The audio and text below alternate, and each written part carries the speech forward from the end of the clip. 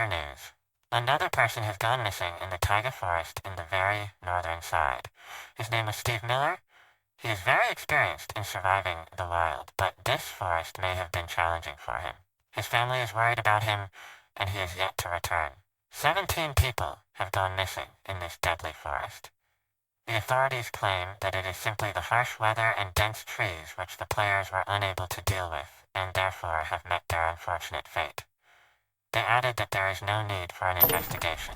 John is an investigator. He has been looking into this case for the past few weeks. He has been very intrigued by it and questions how these people have gone missing. He has gathered a lot of detail regarding them and studied this case thoroughly. John does not believe that these expert survivors could die to the wilderness and suspects that there is another reason. After hearing the news, he decides to head out on his own to investigate this case of strange disappearances. He packed up his stuff, a camera to get evidence, materials to build a camp, and food. With sword at his side and purpose in his heart, he rode into the distant hill.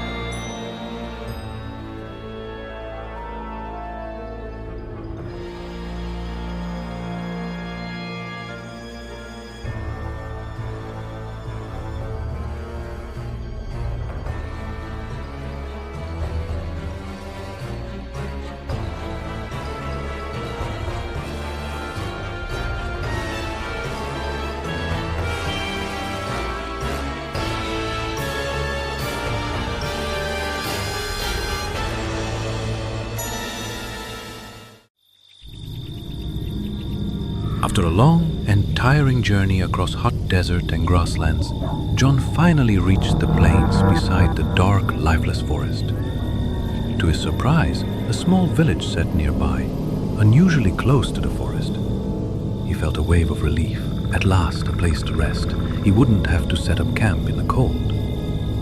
In the morning, he could ask the villagers about the strange stories he had heard about the forest.